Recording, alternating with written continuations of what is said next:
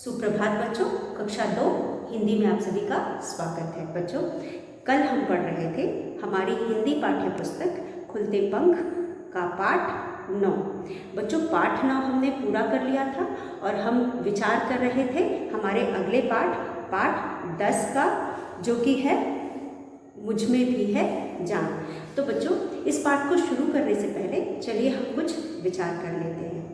बच्चों, क्या आप मुझे बताएंगे कि अगर पृथ्वी पर पेड़ न होते तो क्या होता?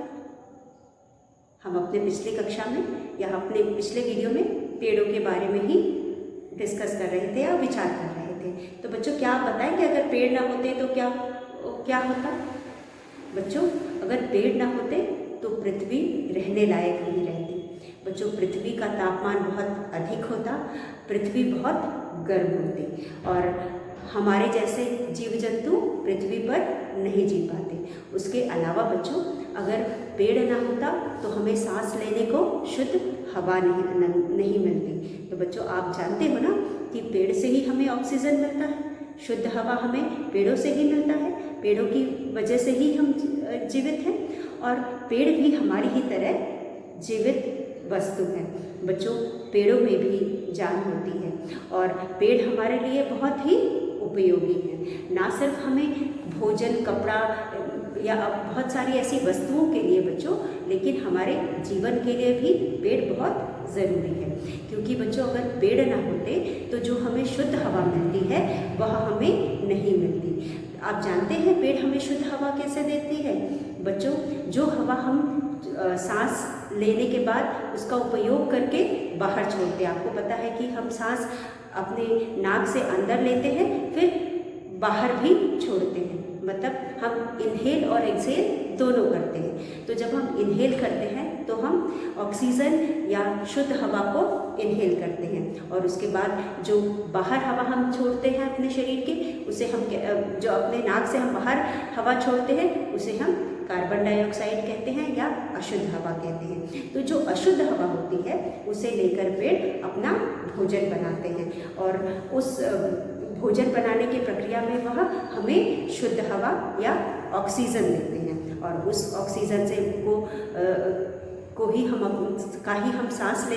हम सांस लेते हैं और सांस लेकर के हम जिंदा हैं।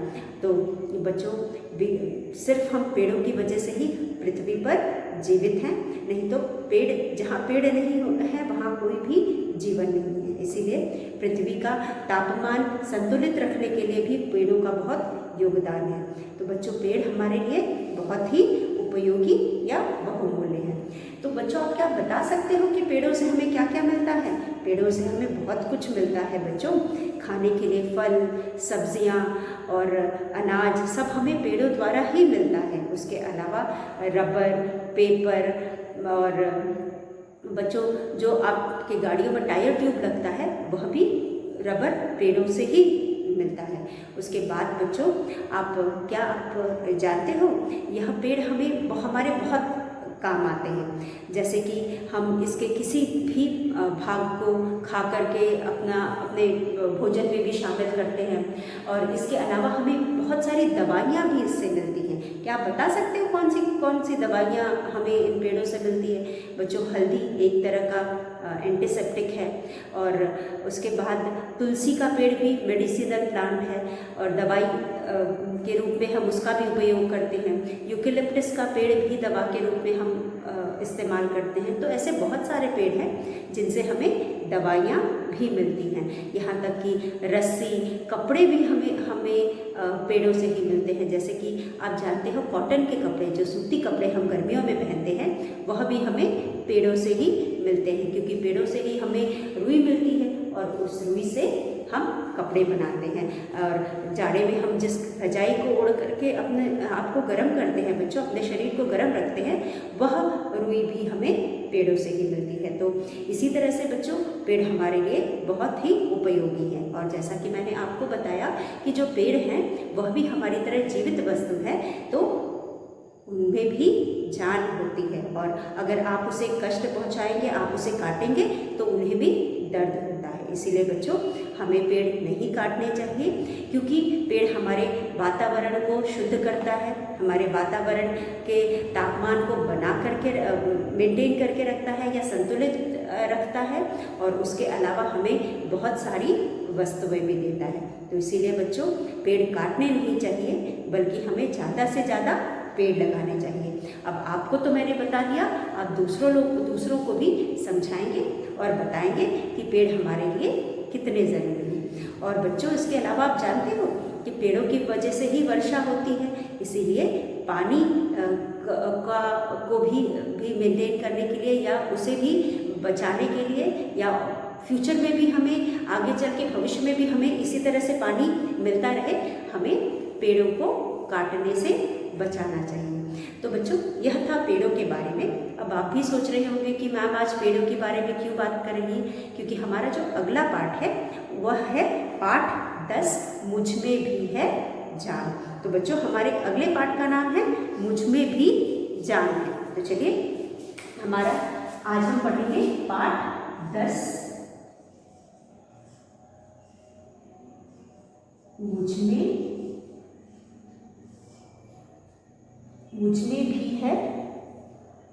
भी जान है।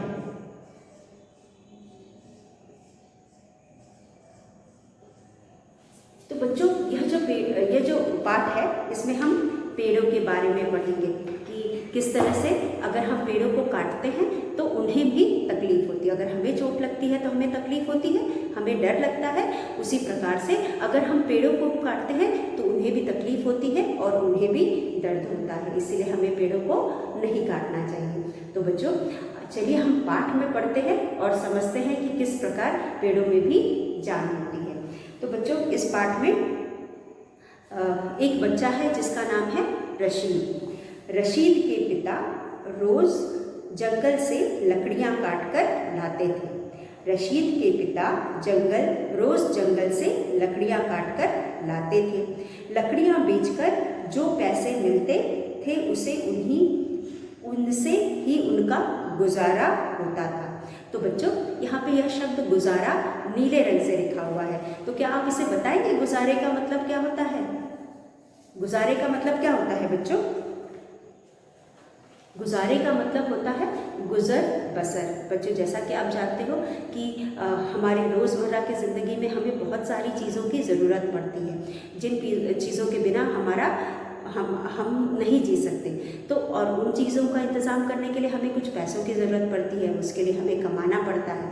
और हम कमाते क्यों हैं? हमारे कमाने के बाद हमें जो पैसे मिलते हैं उससे हम अपना खर्च चलाते हैं। तो बच्चों ये जो हमारा खर्च है उसे हम गुजारा कहते हैं। तो यहाँ पे जो रशीद के पिता है रोज़ जंगल से लकड़ियाँ काट कर लाते थे। तो बच्चों आपको इससे पता चलता है कि यह लोग लकड़ियों से ही को काट कर उन्हें बेच कर के ही अपना गुजारा करते थे। मतलब बच्चों इन दो पंक्तियों को पढ़कर आपको नहीं लगता कि ये लोग गरीब हैं? अब कोई भी इंसान लकड़ियों को बेचकर कितना कमा सकता है? आप अनुमान लगा सकते हैं कि कितना कमा सकता है? बहुत कम कमा सकता है। तो यह लोग गरीब हैं, इसके पिता कोई और काम नहीं करते, तो लकड़ियां काट कर बेचना ही इन्होंने अपना रोजगार बनाया हुआ है। तो इसीलिए रशीद के पिता रोज जंगल से लकड़ियां काट कर लाते थे। लकड़ियां बेचकर जो पैसे मिलते उनसे ही उनका गुजारा होता था, मतलब गुजर बसर होता था। रोज़मर्रा की ज़िंदगी में आने वाले खर्चे उनके जो थे वह उसी से चलता था। तो इसलिए यहाँ पे शब्द जो गुजारा प्रयोग किया गया है इसका मतलब है गुजर बसर, या हमारा खर्च, जो अपने जीवन को जीने के लिए जो हमारे खर्चे होते हैं उसे हम गुजारा कहते हैं। उसके बाद बच्चों एक दिन रशीद के पिता की तबीयत ठीक नहीं थी। रशीद ने कहा, अब्बू आज मैं लकड़ियां काट कर लाता हूँ। तो बच्चों यहाँ पे एक दिन क्या हुआ, रशीद के जो पिता थे उनकी तबीयत खराब हो जाती है, जिसकी वजह से वह जंगल नहीं जा पाते। तो जो रशीद है वह कहता है, रशीद ने कहा, अब्बू आज मैं लकड़ियाँ काट लाता हूँ। तो बच्चों अगर इनका गुजारा लकड़ियों से ही चलता था तो रोज़ इनका लकड़ियाँ काट कर लाना जरूरी था, क्योंकि एक दिन लकड़ी काट कर ला करके जो इनको पैसे मिलते थे उससे तो वह 10 दिन बैठ के तो खा नहीं सकते थे। तो रोज़ लकड़ियाँ काट कर लाना और बेचना ज़रूरी था। अगर एक दिन यह न जाता तो उसके घर में खाने का भी इंतज़ाम ना हो पाता। इसीलिए जो रशीद है वह अपनी जिम्मेदारी मानते हुए अपने पिताजी से कहता है कि पिताजी आज आप बीमार हो तो आपकी जगह मैं लकड़ियाँ काट लाता हूँ। अब्बू बोले, नहीं बेटा, अभी तुम छोटे हो। तो क्योंकि यह बच्चा था, बहुत बड़ा नहीं था, तो उसके पिताजी उसकी चिंता करते हुए कहते हैं कि नहीं बेटा, अभी तुम बहुत छोटे हो। और रशीद ने कहा, अब्बू आप फिक्र ना कीजिए, अब मैं बड़ा हो गया हूँ। तो अब्बू उन्हें समझाते हुए कहता है कि आप मेरी फिक्र ना करें, अब मैं बड़ा हो गया हूँ। रशीद लोहे की कुल्हाड़ी उठाकर चल दिया। बच्चों, कुल्हाड़ी का मतलब जानते हैं? औजार जिससे हम लकड़ियाँ काटते हैं। तो बच्चों, यह जो कुल्हाड़ी होती है, आपने कहानियों में भी पढ़ा होगा कि एक लकड़हारा होता है जिससे जो लकड़ियाँ काटता है। जो लोग लकड़ियाँ काटते हैं उनको हम लकड़हारा कहते हैं। जिस तरह से डॉक्टर का काम करने वाले को हम डॉक्टर कहते हैं और इंजीनियर का काम करने वाले को इंजीनियर कहते हैं, उसी तरह लकड़ियाँ जो लोग काटते हैं उनको हम लकड़हारा कहते हैं। और जो लकड़हारा होता है वह कुल्हाड़ी से लकड़ियाँ काटता है। कुल्हाड़ी यहाँ पे औजार है जिससे लकड़हारा लकड़ियाँ काटता है। तो यहाँ पे जो रशीद था वह कुल्हाड़ी लेकर जंगल की तरफ जाता है। वह कुल्हाड़ी उठाता है और जंगल की तरफ चल देता है। और आप जानते हो लोग कुल्हाड़ी किसकी बनी होती है? कुल्हाड़ी लोहे का बना होता है और वह लोहे का एक नोकीला चीज़ होता है जो कि लकड़ी में फिट किया होता है, लगाया होता है। तो जो पकड़ने का हिस्सा होता है, जो हमारे हाथ में होता है, वह एक लकड़ी का डंडी होता है और उसमें कुल्हाड़ी जिससे हम लकड़ियाँ काटते हैं वह लकड़ी में फिट किया होता है और फिर उसी से हम लकड़ी वाला हिस्सा पकड़ करके लोहे वाले हिस्से से लकड़ी पर वार करके हम लकड़ी काटते हैं। तो बच्चों, वह एक हरे भरे पेड़ के पास पहुंचा। बच्चों, पिछले पार्ट में भी हमने पढ़ा था, कुल्हाड़ी शब्द का भी प्रयोग हमने पढ़ा था पिछले से पिछले पार्ट में और पार्ट 8 में, और हमने हरा भरा शब्द अपने पिछले पार्ट 9 में देखा था।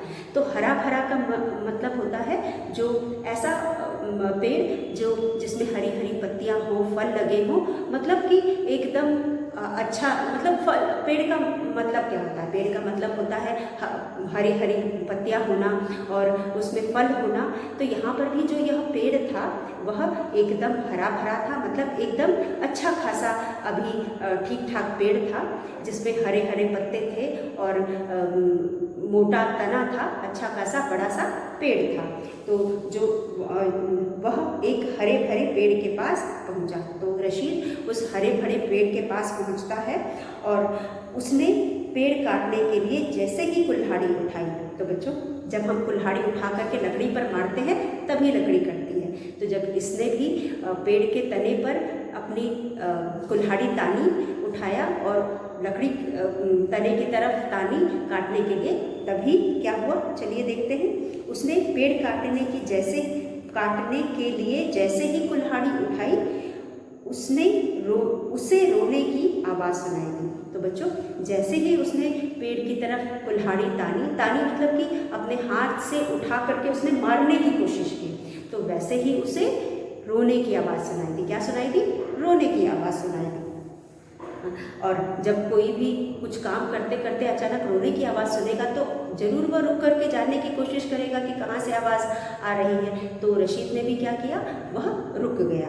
रशीद ने इधर उधर देखा, फिर उसने इधर उधर देखकर जानने की कोशिश की कि रोने की आवाज़ कहाँ से आ रही है। उसे कोई दिखाई न दिया। उसने कोशिश की लेकिन उसे कोई इधर उधर दिखाई न दिया। रशीद ने दोबारा कुल्हाड़ी उठाई तो फिर किसी के रोने की आवाज़ सुनाई दी। जब उसे कोई नहीं दिखाई दिया तो उसने फिर से अपनी कुल्हाड़ी ऊपर उठाई और मारने के लिए अपना हाथ ऊपर उठाया। तो जैसे ही उसने अपना हाथ ऊपर उठाया फिर उसे रोने की आवाज़ सुनाई दी। किसी के रोने की आवाज़ आई। रशीद डर गया। वह पर वहाँ कोई नहीं था। अब बच्चों, आप अकेले जंगल में लकड़ी काटने जाओगे और आपको रोने की आवाज़ सुनाई देगी तो आप इधर उधर देखोगे और उसके बाद भी कोई नहीं दिखाई देगा तो आपको भी डर लगेगा, क्योंकि भाई कितना भी तो यह भी बच्चा ही था तो उसे डर लगता है। तभी रशीद की नज़र पेड़ पर पड़ी और इतने में, क्योंकि रशीद को तो पेड़ से उम्मीद नहीं थी कि रोने की आवाज़ आएगी, इसलिए वो पेड़ की तरफ तो ध्यान नहीं दे रहा था। वह इधर उधर पेड़ के चारों तरफ देख रहा था लेकिन उसको कुछ नहीं दिखाई दे रहा था। फिर उसकी नज़र अचानक पेड़ पर पड़ी। जब पेड़ पर उसकी नज़र पड़ी तो उसने क्या देखा, चलिए देखते हैं। उसने देखा कि पेड़ रो रहा था। तो उसने क्या देखा, उसने देखा कि पेड़ रो रहा था। उसे बड़ा आश्चर्य हुआ। आश्चर्य का मतलब बच्चों अचंभा, कोई ऐसी चीज़ देखना जिसका विश्वास ना हो कि ऐसा भी हो सकता है। तो यहाँ पे आश्चर्य का मतलब अचंभा या हैरानी भी आप कह सकते हो। हैरान हम कब होते हैं, जब हम कोई ऐसी चीज़ देखते हैं जिसकी हमें उम्मीद नहीं होती। आपने कभी पेड़ को रोते हुए देखा है? वैसे आपने तो पेड़ को काटा भी नहीं होगा। तो यहाँ पे पेड़ को उसने रोते हुए देखा तो उसे बहुत आश्चर्य हुआ, क्योंकि इसने कभी ना सुना था और ना देखा था कि पेड़ भी रोता है। उसके बाद उसे बड़ा आश्चर्य हुआ। आश्चर्य का मतलब अचंभा या हैरानी। उसने पूछा, तुम क्यों रो रहे हो?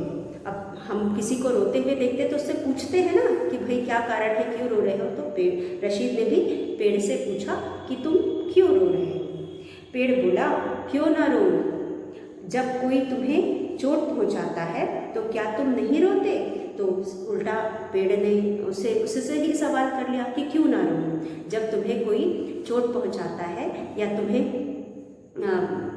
किसी प्रकार की हानि पहुंचाता है तो क्या तुम नहीं रोओगे? तुम्हें चोट लगेगी तो तुम नहीं रोओगे? तो हाँ रोता हूँ। तो रशीद तुरंत जवाब देता है कि हाँ रोता हूँ। क्यों, तुम्हें दर्द होता है? तो फिर वह पूछता है कि क्यों, क्या तुम्हें दर्द होता है? तो रशीद शरीर से खून निकल आता है। रशीद ने कहा कि हाँ रोता हूँ क्योंकि मुझे दर्द होता है, शरीर से खून निकल आता है। रशीद ने कहा। जब पेड़ ने एक सवाल किया कि जब तुम्हें कोई चोट लगती है तो क्या तुम नहीं रोते? तो रशीद कहता है हाँ रोता हूँ, मेरे शरीर से खून आता है तो क्यों ना रोऊं? तो रशीद जैसा करता है भाई उसने बता दिया, लेकिन उसे तो उम्मीद ही नहीं थी कि किस तरह का उससे जवाब मिलने वाला है। इसी तरह मुझे भी दर्द होता है। तो पेड़ ने कहा कि इसी तरह तुम मेरे ऊपर वार करोगे या मुझे काटोगे, मुझे मारोगे तो मुझे भी दर्द होगा। क्या रशीद ने सोचा था कि पेड़ ऐसा कुछ कहेगा? रशीद ने नहीं सोचा था, इसलिए उसके साथ जो होता है वह उसने पेड़ को बता दिया। जब कोई मुझ पर कुल्हाड़ी चलाता है, पेड़ बोला, जब कोई मुझ पर कुल्हाड़ी चलाता है, मुझे चोट पहुंचाता है तो मुझे भी दर्द होता है। तुम्हें दर्द कैसे हो सकता है? तो फिर वापस रशीद उसे जवाब देता है, क्योंकि उसने तो कभी सुना ही नहीं था कि पेड़ एक जीवित वस्तु है या पेड़ को भी दर्द होता है। तो जब ये सारी बातें पेड़ उससे कहता है तो उसे बहुत आश्चर्य होता है। तो वो कहता है तुम्हें दर्द कैसे हो सकता है? तुम तो बेजान हो, तुम में तो जान ही नहीं है। रशीद ने हैरानी से कहा। तो बच्चों पेड़ से रशीद ने कहा तुम्हें दर्द कैसे हो सकता है? तुम तो निर्जीव वस्तु हो और तुम में तो जान ही नहीं है। रशीद ने हैरानी से कहा। तो पहले तो जब पेड़ ने कहा कि मुझे भी दर्द होता है, मुझे जब तुम मारते हो तो मुझे भी दर्द होता है, तो रशीद को बहुत हैरानी हुई। फिर उस हैरानी के बाद उसने बताया कि क्यों उसे हैरानी हो रही है। उसने तो सुना था कि पेड़ में कोई जान नहीं होती, तो पेड़ को दर्द कैसे होगा? तो वही सारी बातें वह पेड़ से भी कहता है कि तुम्हें कैसे दर्द हो सकता है, तुम्हें तो कोई जान ही नहीं है। और यह कहते हुए वह आगे अपनी बात चालू रखता है कि तुम्हें तो जान ही नहीं है। रशीद ने हैरानी से कहा। उसके बाद पेड़ बोला, किसने कहा कि हम पेड़ों में जान नहीं? तब पेड़ ने फिर उल्टा जवाब प्रश्न किया कि किसने कहा कि हम पेड़ों में जान नहीं है? बच्चों, किसी ने आपसे कहा है कि हम पेड़ों में जान नहीं होती? बिल्कुल पेड़ों में जान होती है, क्योंकि पेड़ भी तो हमारी तरह जीवित वस्तु होते हैं। तो अगर पेड़ जीवित वस्तु होते हैं तो उनमें जान तो होगी ना। तो पेड़ में भी जान होती है। पेड़ भी हमारी तरह जीवित वस्तु होते हैं, वो भी हमारी तरह बड़े होते हैं और वह भी हमारी तरह मूव करने मतलब हिलते हैं। बच्चों, पेड़ हमारी तरह चलते नहीं हैं, एक जगह से दूसरे जगह नहीं जाते, लेकिन पेड़ के भाग तो हिलते डुलते हैं। इससे हमें नहीं लगता कि पेड़ जीवित हैं। जब कभी आपने पेड़ देखा होगा कि पेड़ों से हवा आती है। कैसे हवा आती है? जब उनकी डाली हिलती है, जब उनके पत्ते हिलते हैं, तभी ना हवा आती है। तो जो भी चीज़ में मूवमेंट है, जो बड़ा एक जगह से दूसरी जगह भले उसका तना नहीं जाता है, वह एक जगह से दूसरी जगह चल फिर नहीं जा पाता, लेकिन उसके शरीर के हिस्से तो हिलते डुलते हैं ना। तो यह भी साबित करता है कि पेड़ जीवित वस्तु है। और जैसा कि मैंने बताया, पेड़ अपना खाना भी बनाते हैं। खाना बनाने का अर्थ कि वह अपने लिए भोजन भी बनाते हैं। तो इसका मतलब ये हुआ कि जो वस्तु भोजन बना रहा है, उसको खा रहा है, तो वह तो जीवित वस्तु ही हुई। तो यहाँ पे पेड़ भी ये सारे काम करते हैं। पेड़ भी हमारी तरह हिलते डुलते हैं, पेड़ भी हमारी तरह खाते हैं और पेड़ भी हमारी तरह ही खाना बनाते हैं। तो बच्चों, है ना पेड़ जीवित वस्तु? तो इससे पता चलता है कि पेड़ भी जीवित वस्तु है। पेड़ भी एक दिन इतने छोटे होते हैं, फिर बड़े हो जाते हैं। वह उसके किस प्रकार के हैं उस पर निर्भर करता है कि पेड़ कितना बड़ा होगा, लेकिन फिर भी सब अपने साइज, उनका सबका आकार बदलता है। तो इसका मतलब वह जीवित वस्तु है। तो यहाँ पे पेड़ कहता है, पेड़ बोला, किसने कहा कि हम पेड़ों में जान नहीं होती? देखो, हम भी तुम्हारी तरह बढ़ते हैं। जैसे तुम छोटे बच्चे से बढ़ते बढ़ते आदमी बन जाते हो, और हम भी नन्हे पौधे से बढ़कर पेड़ बन जाते हैं। बिल्कुल सही कहा पेड़ ने। जैसा कि मैंने आपको अभी समझाया कि जिस तरह से हम एक दिन एकदम छोटे बच्चे होते हैं, हम बड़े होते हैं और फिर एक दिन बूढ़े हो जाते हैं, उसी तरह पेड़ भी पौधा होता है, उसके बाद बड़ा होता है और एक दिन सूख जाता है। तो बच्चों, इसी तरह जब किसी चीज़ की शुरुआत होती है और फिर वह अपनी जवानी में आता है और फिर बुढ़ापे में जाता है, तो वह तो जीवित वस्तु हुई ना। तो यहाँ पर पेड़ में भी जान होती है। पेड़ बिल्कुल सही बात कह रहा है कि मुझ में भी जान है, और जब मेरे में जान है, मैं बड़ा होता हूँ, मैं बूढ़ा होता हूँ, आप ही की तरह मैं भी जवान छोटा बच्चा रहता हूँ या पौधा होता हूँ, फिर बड़ा होता हूँ, फिर बूढ़ा होता हूँ, तो मुझ में भी तो जान है। तो मुझे भी कोई मारेगा तो दर्द होगा। तो यह बात पेड़ ने रशीद को बताया। तुम्हारी तरह हम भी नन्हे पौधे से बढ़कर पेड़ बन जाते हैं। तुम्हारी तरह जीवित रहने के लिए हमें भी हवा, पानी और भोजन की आवश्यकता होती है। जैसा कि मैंने बताया कि जिन चीज़ों की हमें ज़रूरत पड़ती है, उन्हीं चीज़ों की इन पेड़ों को भी ज़रूरत पड़ती है। इसलिए यह पेड़ भी जीवित वस्तु हैं और इनमें भी जान होती है। यह पेड़ किसको समझा रहा था? रशीद को समझा रहा था। अब बच्चों, जीवित का मतलब क्या होता है? जिंदा रहना, सांस लेना, खाना खाना, चलना फिरना, यह जीवित होने की निशानियाँ हैं।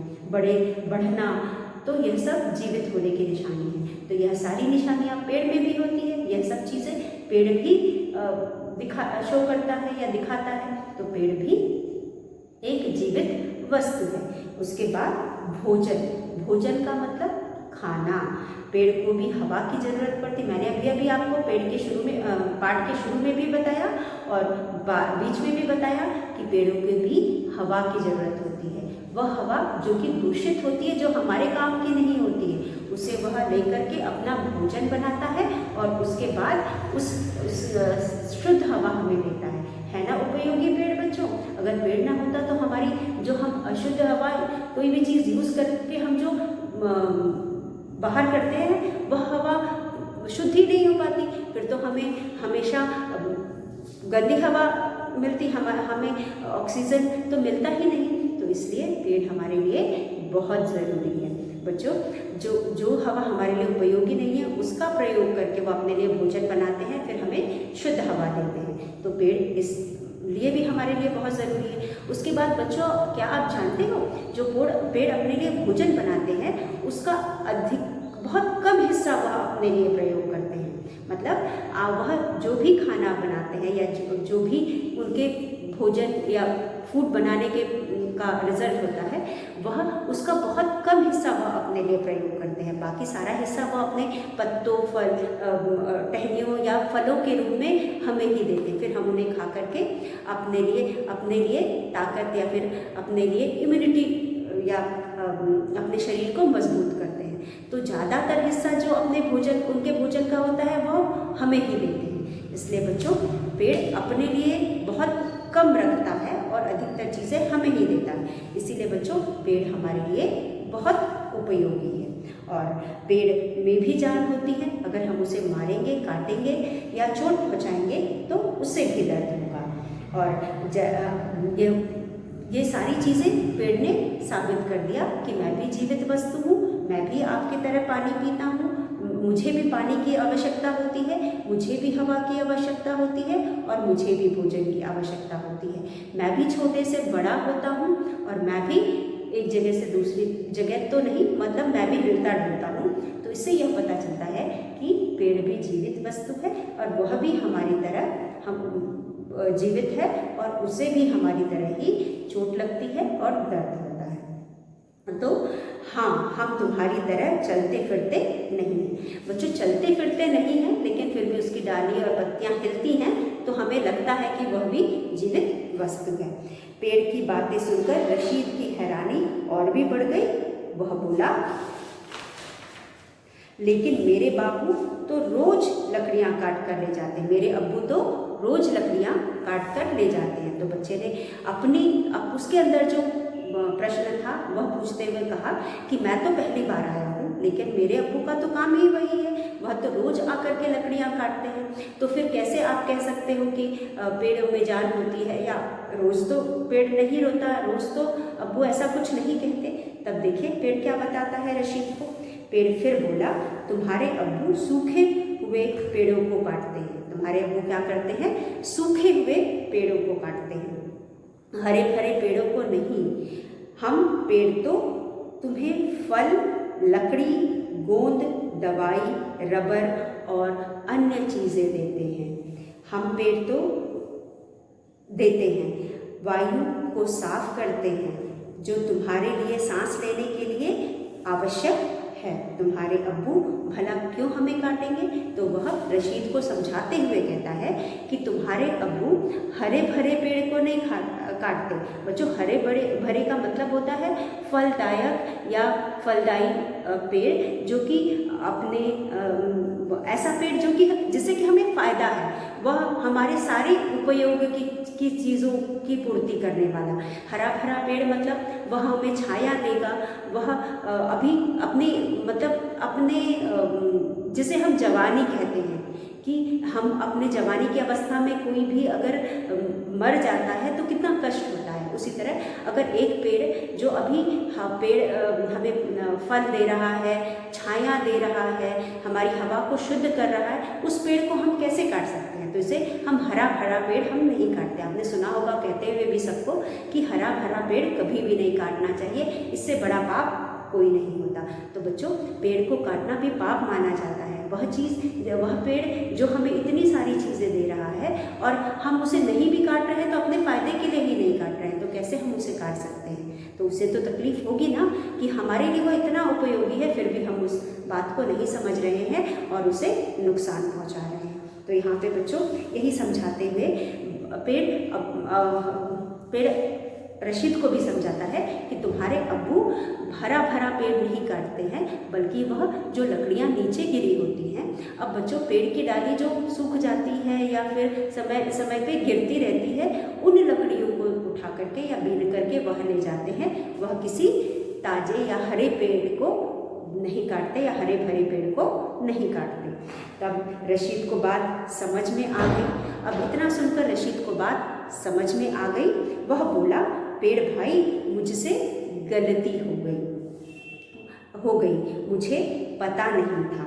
रशीद कुल्हाड़ी उठाकर सूखे पेड़ की खोज में आगे बढ़ जाता है। मतलब जो भी बातें रशीद को पेड़ समझाता है वह सारी बातें रशीद को समझ में आ जाती है, अपना कुल्हाड़ी उठाता है और वह आगे सूखे पेड़ की तलाश में आगे निकल जाता है। तो बच्चों, इस तरह से हमने समझा कि किस तरह से पेड़ भी एक जीवित वस्तु है और इसीलिए शायद इस पाठ का नाम है मुझमें भी जान है।